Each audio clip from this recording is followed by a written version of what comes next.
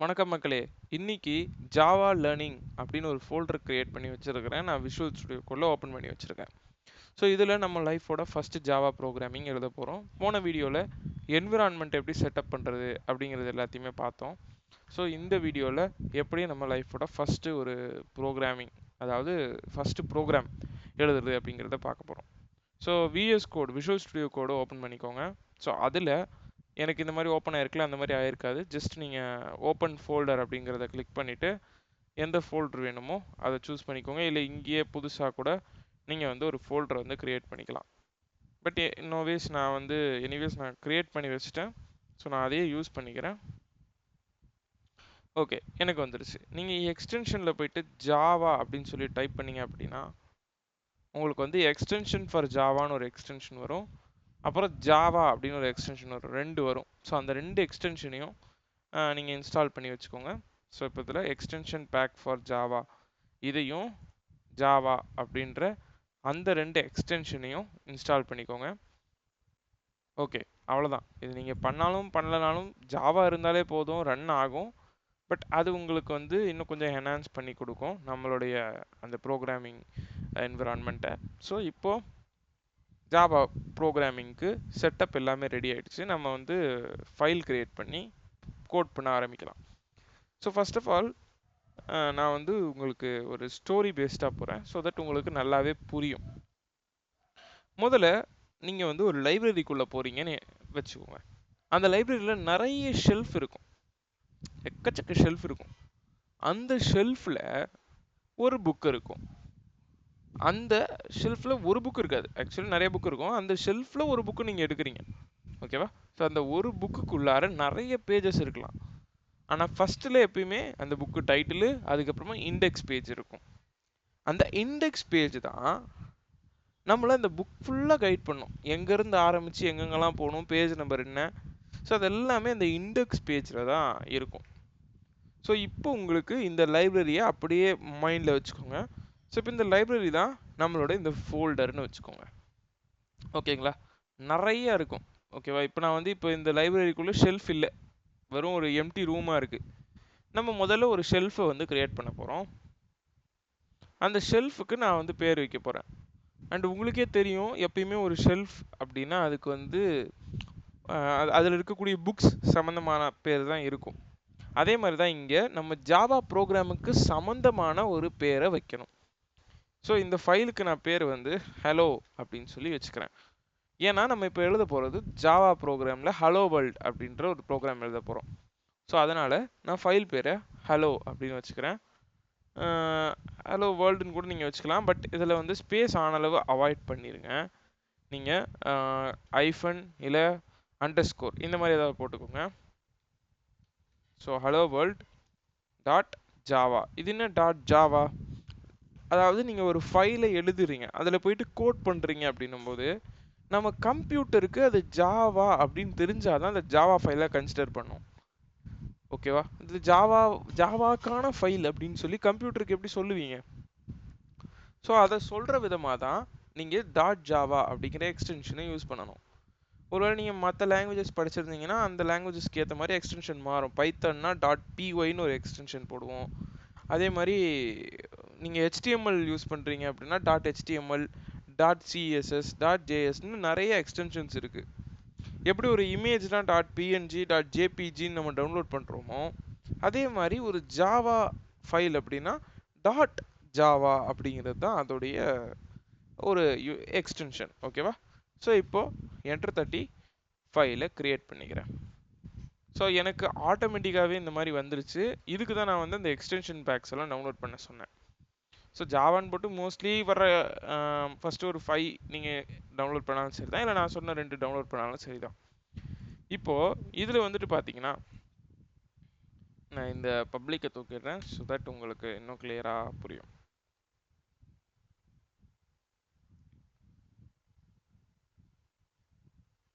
So இப்போ வந்துட்டு நம்ம இந்த கிளாஸ் அப்படின்னு சொல்லி ஒரு விஷயத்த போட்டிருக்கோம். இந்த கிளாஸ் என்னது அப்படின்னு கேட்டிங்கன்னா ஒரு புக்கு மாதிரி, புரியுதுங்களா? கிளாஸ் அப்படிங்கிறது ஒரு புக்கு மாதிரி. ஸோ இப்போ இந்த கிளாஸ் அப்படிங்கிற புக்குக்குள்ளார நிறைய பேஜஸ் இருக்க போகுது. அதாவது பேசிக்கலி இது கிளாஸ் அப்படிங்கிற இந்த புக்குக்குள்ள நிறைய பேஜஸ் நிறைய டாபிக்ஸ் இருக்க போகுது. ஆனால் எப்பயுமே ஒரு பேஜ் ரொம்ப இம்பார்ட்டண்டான பேஜ் என்னது, நம்மளோட இண்டெக்ஸ் பேஜ் இல்லையா? ஸோ அந்த இண்டெக்ஸ் பேஜ் தான் நமக்கு இந்த பப்ளிக் ஸ்டாட்டிக் வாய்டு மெயின் அப்படிங்கிறது. ஸோ எப்பயுமே ஒரு புக்குக்குள்ளார நம்ம இந்த பப்ளிக் ஸ்டாட்டிக் வாய்டு மெயின், அதாவது எப்பயுமே ஒரு ப்ரோக்ராமுக்குள்ளார இந்த வாய்டு மெயின் அப்படிங்கிற இந்த ஃபங்க்ஷன் இருந்தால்தான் அந்த ப்ரோக்ராம் ரன் ஆகும். எப்பயுமே ஒரு புக்குக்கு இண்டெக்ஸ் இருக்கிற மாதிரி, அந்த இண்டெக்ஸ் இருந்தால் தான் எல்லா டாபிக்ஸும் எங்கெங்கே இருக்குன்னு தெரிகிற மாதிரி, இந்த ப்ரோக்ராமுக்கு எந்தெந்த ஃபங்க்ஷன் எங்கெங்கே இருக்குன்னு தெரியணும்னா இந்த மெயின் அப்படிங்கிற இந்த ஃபங்க்ஷனுக்குள்ளே தான் ரன் ஆகும். ஸோ இப்போ பார்த்தீங்கன்னா தெரியும் உங்களுக்கு, ஜாவாங்கிற லைப்ரரிக்குள்ள, அதாவது ஜாவா லேர்னிங்கிற லைப்ரரிக்குள்ள ஹலோ வேர்ல்ட் டாட் ஜாவான்ற ஒரு ஷெல்ஃபுக்குள்ளார ஹலோ வேர்ல்டுன்ற கிளாஸுக்குள்ளார ஒரு இண்டெக்ஸ் பேஜை ஓப்பன் பண்ணிட்டோம். ஸோ இப்போ இதுக்குள்ளே நம்ம என்ன எழுதினாலும் அது ரன் ஆகும். சரி, இப்போ நம்ம ப்ரோக்ராமிங் பண்ணணும் அப்படின்னா நம்ம ஜாவாவில் இருக்கக்கூடிய இன்பில்ட் ஃபங்க்ஷன்ஸை யூஸ் பண்ணணும். இன்பில்ட் ஃபங்க்ஷன்ஸ்னால் என்னது? ஏற்கனவே அவங்க கோட் பண்ணி வைக்கக்கூடிய ஃபங்க்ஷன்ஸ். இப்போது ஒரு விஷயத்தை நான் வந்து டெர்மினல்னால் என்னென்னா ஒரு பிளாக் கலர் விண்டோ ஒன்று இருக்கும்.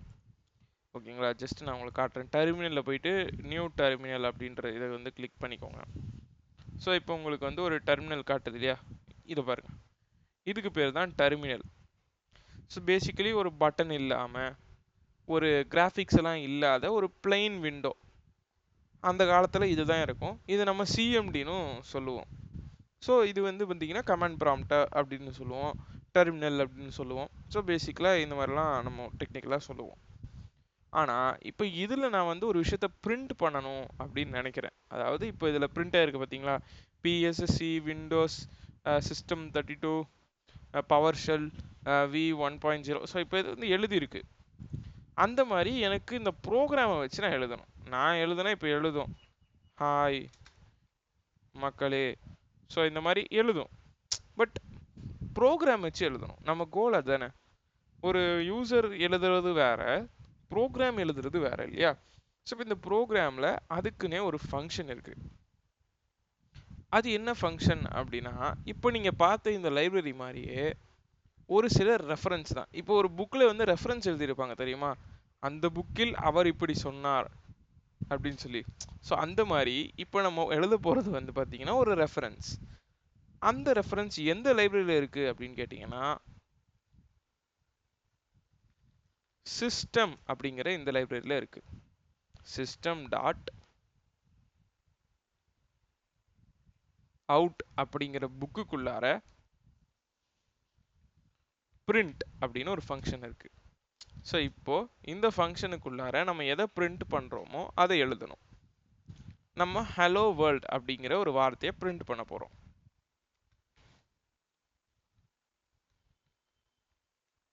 ஸோ இது முடிச்சுட்டு இங்கே லாஸ்ட்டில் செமிகோலன் அப்படின்னு ஒரு விஷயம் இருக்கு இல்லையா, அதை வச்சுருங்க. எதுக்கு இதை வைக்கிறோம், ஏன் வைக்கிறோம், எதுக்கு வைக்கிறோம் அப்படிலாம் கேட்காதீங்க. ஒரு லைன் முடியுது அப்படிங்கிறதுக்காக தான் இதை வைக்கிறோம். அப்போ ஏன் இங்கெல்லாம் வைக்கலை, இந்த இடத்துலலாம் வைக்கலைன்னா, நான் தான் சொல்கிறேனே, அது ஒரு விஷயத்தை டிஃபைன் பண்ணுறோம். அதாவது ஒரு விஷயத்தை ஓப்பன் பண்ணுறோம், அதுக்குள்ளே ஒரு லைன் முடியுது. ஓகேவா? ஸோ இப்போ இந்த கிளாஸ் ஆரம்பிச்சிருச்சுன்றதை டினோட் பண்ணுறதுக்கு இது இருக்குது, முடிஞ்சிச்சுன்னு டினோட் பண்ணுறதுக்கு இது இருக்குது.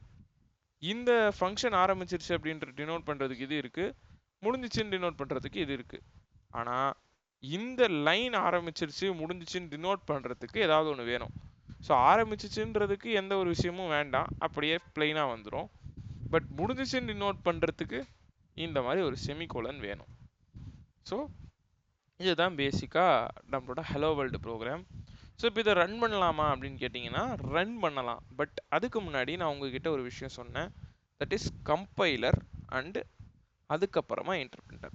ஸோ கம்பைலர் அப்படிங்கிறவர் இந்த விஷயத்த எல்லாத்தையும் ஒன்று ஒன்றா படிப்பார். ஃபர்ஸ்ட் ஆஃப் ஆல் நம்ம ப்ரோக்ராமை படிப்பார். படித்து முடிச்சுட்டு அதுக்கப்புறமா அதை ரன் பண்ணணும். ஸோ இப்படி படிக்கும்போது அவர் என்ன பண்ணுவார் அப்படின்னா ஏதாவது எரர் இருக்கா அப்படின்னு சொல்லி பார்ப்பாரு. எரர் இருந்தால் அந்த அந்த ப்ரோக்ராமை அதாவது படிக்கிறது நிப்பாட்டிடுவார். பேசிக்கலி அவ்வளோதான்.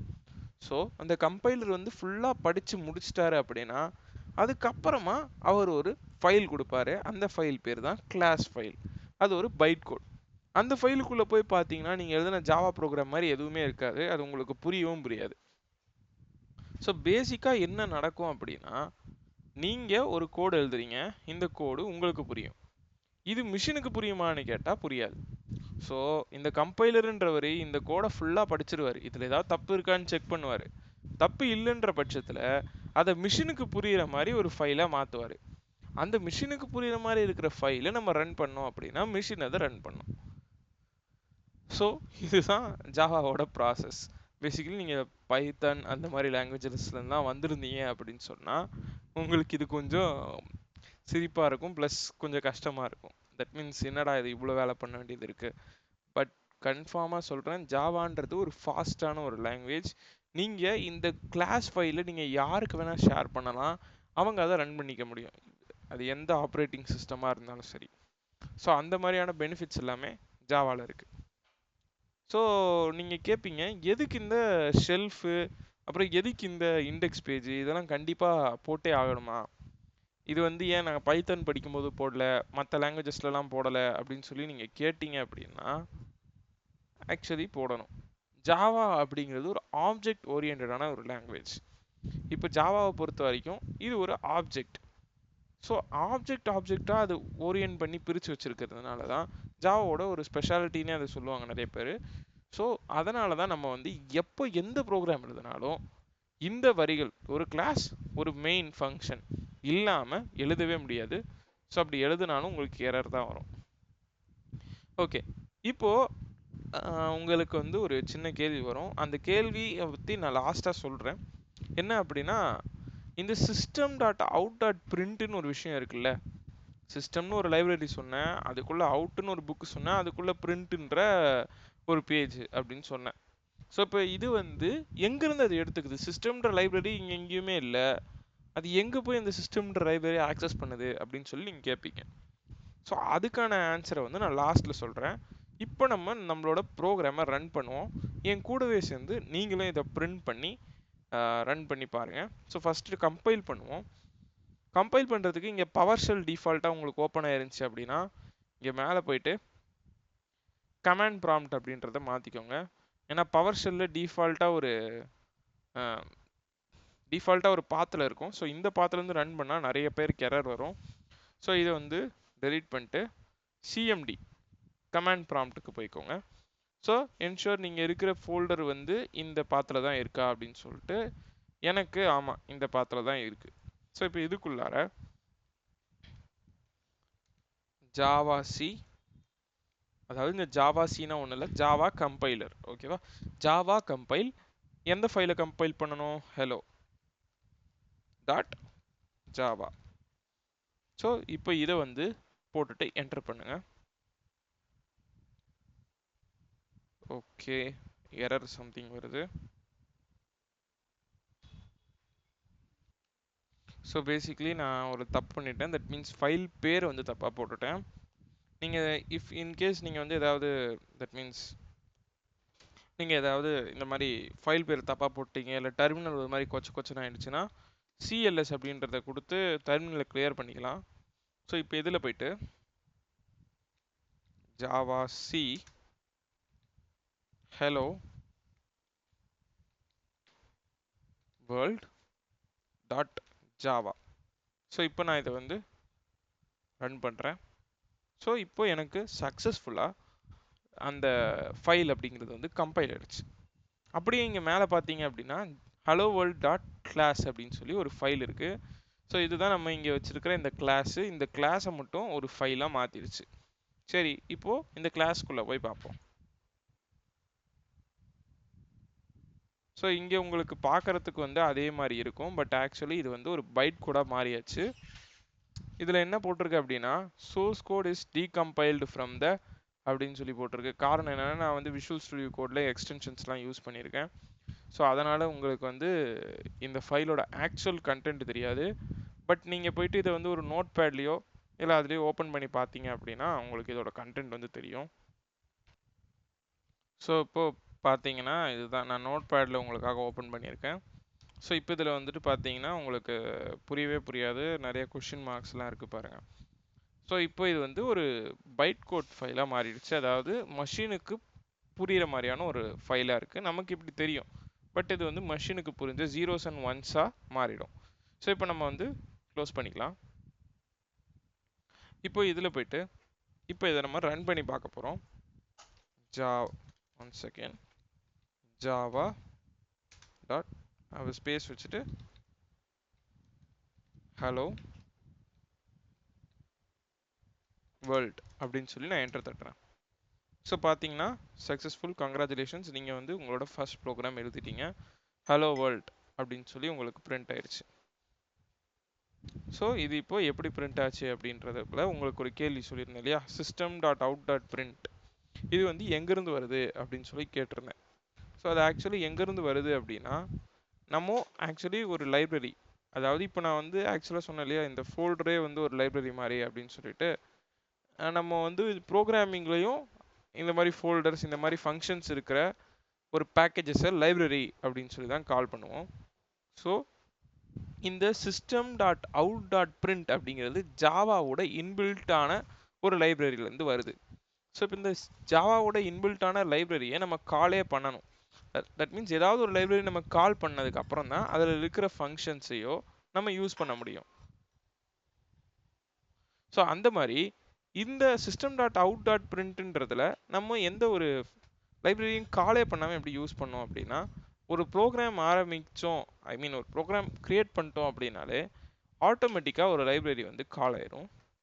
எப்படி ஒரு லைப்ரரி கால் பண்ணுறது, import Java dot lang. So இதுதான் அந்த லைப்ரரி. ஸோ இப்போ வந்து பார்த்தீங்க அப்படின்னா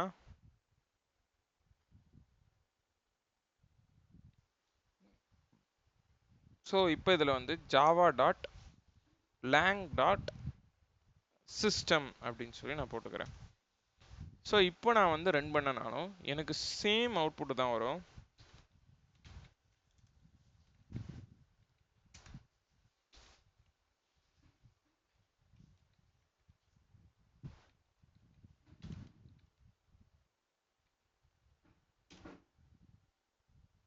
ஸோ இப்போ வந்து ரன் ஆயிடுச்சா, நான் வந்து இதில் ஜாவாவை எடுத்துட்டு பேசிக்கலி நீங்கள் அப்பேர் அமுத்துனீங்க அப்படின்னா உங்களுக்கு முந்தின கமாண்ட் வந்து வந்துடும். ஸோ இப்போ நான் ரன் பண்ணேன்னா அதே ஹலோ வேர்ல்டு வந்துடும். ஏன்னா இது வந்து டிஃபால்ட்டாகவே வந்து கால் ஆகிக்குது. சரி இது என்ன ஏன் எரர் வந்த மாதிரி எனக்கு சொல்லி காமிச்சிக்கிட்டே இருக்குது அப்படின்னு சொன்னீங்கன்னா, அன்யூஸ்டு இம்போர்ட் அப்படின்னு சொல்லி எனக்கு காட்டுது. ஏன்னா நான் நிறைய எக்ஸ்டென்ஷன்ஸ் எல்லாம் டவுன்லோட் பண்ணி வச்சுருக்கனால எனக்கு அப்படி காட்டுது. இது அன்யூஸ்டு இம்போர்ட்னு ஏன் சொல்லுது அப்படின்னா, இது டிஃபால்ட்டாகவே கால் ஆயிடுச்சு, அது டிஃபால்ட்டாகவே இம்போர்ட் ஆயிக்குச்சு, நம்ம தேவையில்லாமல் இன்னொரு வாட்டி இம்போர்ட் பண்ணியிருக்கோம். புரியுதுங்களா? ஸோ அதனால் சொல்லுது. இப்போ மிச்சப்படி வேறு எந்த ஒரு பிரச்சனையுமே கிடையாது. ஸோ நீங்கள் அது போட்டாலும் போடலைனாலும் அது ஆட்டோமேட்டிக்காக இம்போர்ட் ஆகிடுது. So system dot out dot பிரிண்டோடைய வேலை வந்து இதுதான். ஸோ கங்க்ராச்சுலேஷன்ஸ், நீங்கள் வந்து உங்களோட ஃபஸ்ட் ப்ரோக்ராமை புரிஞ்சுக்கிட்டு அது எப்படி ஒர்க் ஆகுது அப்படிங்கிறதையும் புரிஞ்சுக்கிட்டு இப்போ ரன் பண்ணி பார்த்துருப்பீங்கன்னு நம்புகிறேன். ஒருவேளை உங்களுக்கு வந்து இந்த ஃபஸ்ட் ப்ரோக்ராமில் ஏதாவது டவுட் இருந்தால் கமெண்ட் செக்ஷனில் போடுங்க. அண்ட் ஒருவேளை இந்த ஃபஸ்ட் ப்ரோக்ராமை நீங்கள் எந்த ஒரு தப்புமே இல்லாமல் க்ளீனாக புரிஞ்சுக்கிட்டு ரன் பண்ணிட்டீங்க அப்படின்னா மிஷன் அக்கம்ப்ளிஷ்ட் அப்படின்னு சொல்லி கமெண்ட் செக்ஷனில் போடுங்க. ஓகே, நம்ம நெக்ஸ்ட் வீடியோவில் பார்ப்போம். தேங்க்யூ.